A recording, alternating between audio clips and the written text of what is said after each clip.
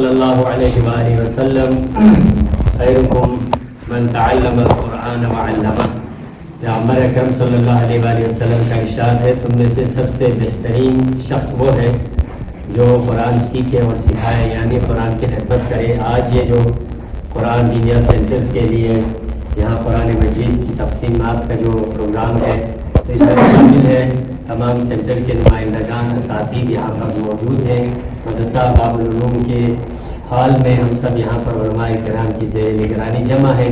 بزرگان علاقے اور یہاں باری کے موضوع باری کے بزرگان سرکردگان علماء کرام کی موجودگی میں تمام سینٹرز میں یہ قرآن مجید یہاں پر پورا قرآن بھی ہے، 5 پارے ہیں، سیفون اور الاسلام کے پارے ہیں، تو ان کا تقسیم کر رہے ہیں. اس حوالے سے ہم شکر گزار ہیں جناب حاجی عباس صاحب کے اور مولانا محمد کاظم حکیمی صاحب کے توسط سے یہاں پر یہ جو قرآن کی تقسیمات کا پروگرام انعقاد کیا گیا ہے.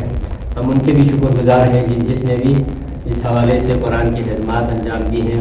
ہماری دعا ہے پروردگار ان تمام کی توفیقات خیر میں اضافہ کر یا اللہ.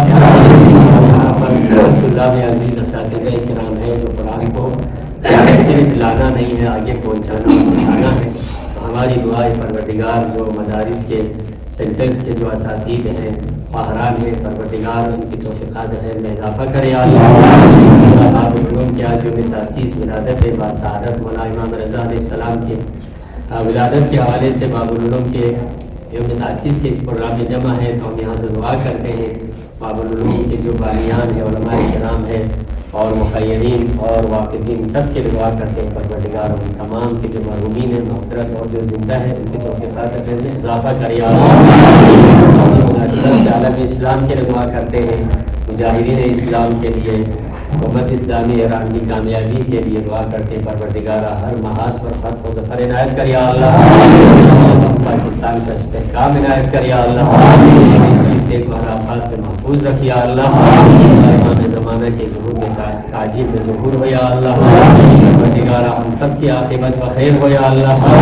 موجود علماء کرام اساتذہ ہیں ان کی توفیقات خیر میں اضافہ فرمایا اللہ.